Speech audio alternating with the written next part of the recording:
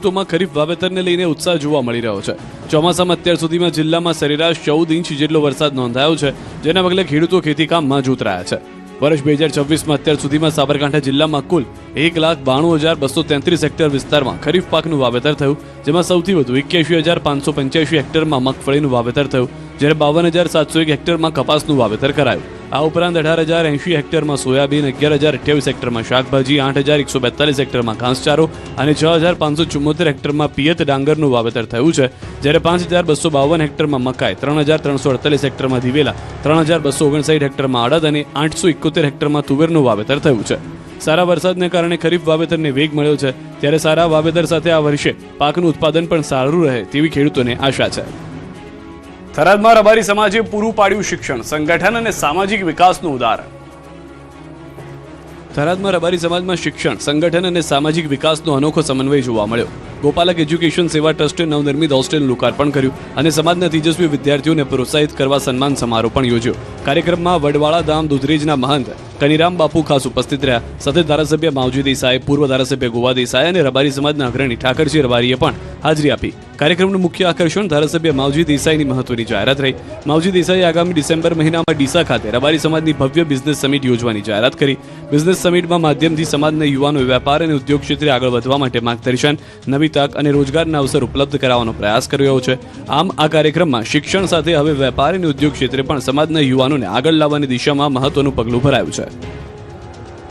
અમરેલીમાં ધોળા દિવસે સિંહોએ માણી શિકારની મિજબાની, સુરતના મહુવામાં દીપડો પાંજરે પુરાયો. અમરેલીના બગસરા પંથકમાં એક સાથે 4 સિંહોએ મારણ કર્યું. બગસરાના સુડાવડ ગામની સીમમાં 4 સિંહો એક સાથે મારણ આરોગતા કેમેરામાં કેદ થયા. લીલીછમ હરિયાળી વચ્ચે ધોળા દિવસે સિંહ આવી જતા લોકોમાં ભયનો માહોલ સર્જાયો. સિંહોના અદ્ભુત દ્રશ્યોનો વિડીયો સોશિયલ મીડિયા પર વાયરલ થયો.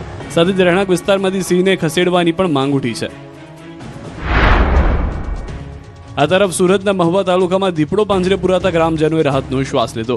મિયાપુર ગામમાં છેલ્લા ઘણા દિવસથી દીપડો લટાર મારતો હોવાની જાણ સ્થાનિક ગ્રામજનોને વન વિભાગે કરી છે, જેને પગલે વન વિભાગે દીપડાને પકડવા માટે પાંજરું તો ગોઠવ્યું. આખરે દીપડો પાંજરે પુરાતા વન વિભાગે રાહતનો શ્વાસ લીધો, જ્યારે દીપડાના પકડાયા બાદ સ્થાનિકોમાં પણ હાશકારો જોવા મળ્યો છે. અંબાજીમાં ટ્રિપલ અકસ્માતમાં 3 કિલોમીટર સુધી ટ્રાફિક જામ થયો, તો અરવલ્લીના મોડાસામાં હિટ એન્ડ રનમાં એકનું મોત. અંબાજીમાં શીતળા માતાની ઘાટી પાસે ગમખ્વાર ટ્રિપલ અકસ્માત સર્જાયો. માર્બલના બ્લોક ભરેલા 2 ટ્રેલર અને એક કાર વચ્ચે જોરદાર ટક્કર થતા કાર બંને ટ્રેલર વચ્ચે સેન્ડવિચ બની ગઈ. અકસ્માત એટલો ભયાનક હતો કે કારનો આગળનો અને પાછળનો ભાગ ક્ષતિગ્રસ્ત થયો. અકસ્માતમાં કારમાં સવાર 3 લોકોની ઈજા પહોંચી. ઘટનાને પગલે આસપાસના લોકો પણ તાત્કાલિક મદદ માટે દોડી આવ્યા. અકસ્માતના કારણે ગુજરાત રાજસ્થાન તરફ જતા હાઈવે પર વાહનોની લાંબી કતારો લાગી. અંદાજે 2 થી 3 કિલોમીટર સુધી ટ્રાફિક જામ સર્જાતા વાહન ચાલકો અટવાયા. ઘટનાની જાણ થતાં પોલીસ સહિતની ટીમ સ્થળ પર પહોંચી હતી અને ટ્રાફિક હળવો કરવાની કામગીરી હાથ ધરી હતી. અરવલ્લીના મોડાસામાં હિટ એન્ડ રનની ઘટના સામે આવી છે. વિકલાંગ વ્યક્તિઓ 3 વ્હીલર એક્ટિવા પર જઈ રહ્યા હતા, ત્યારે અજાણ્યા વાહને એક્ટિવાને જોરદાર ટક્કર મારી. ટક્કર બાદ એક્ટિવા રસ્તા પરથી ફંગોળાઈને આશરે 30 ફૂટ ઊંડા ખાડામાં ખાબકી.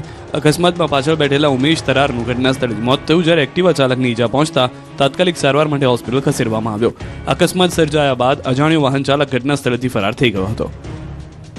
વડોદરામાં લારી પર ચાઇનીઝ ખાવું, 4 યુવકોને પડ્યું ભારે. મંચુરિયનમાંથી નીકળી મરેલી ગરોળી. વડોદરામાં યુવકોને ચાઇનીઝ ખાવું મોંઘું પડ્યું. ચાઇનીઝ ફૂડમાંથી કંઈક એવું નીકળ્યું કે યુવકોના હોશ ઉડી ગયા. યુવકોનો દાવો છે કે તેમણે મંગાવેલી મંચુરિયનની પ્લેટમાંથી મરેલી ગરોળી નીકળી. ઘટના છાણીના ચિસ્તરિયા નગર પાસે આવેલી ઇન્ડિયા ગેટ નામની ચાઇનીઝની લારીની છે. યુવકો મંચુરિયન રાઈસ ખાઈ રહ્યા હતા, પરંતુ રાઈસનો ટેસ્ટ સારો ન લાગતા તેમને શંકા ગઈ. તપાસ કરતા રાઈસમાંથી મરેલી ગરોળી જોવા મળી. યુવકોએ આ મામલે લારી સંચાલકને રજૂઆત કરી, જો કે સંચાલક તરફથી ઉડાવ જવાબ મળ્યો હોવાનો આક્ષેપ છે. જે બાદ વિડીયો યુવકોએ પોતાના મોબાઈલમાં કેદ કર્યો અને ત્યારબાદ વિડીયો સોશિયલ મીડિયામાં વાયરલ કર્યો. આ ઘટના બાદ વડોદરામાં લારી પર મળતા ચાઇનીઝ ફૂડની ગુણવત્તા સામે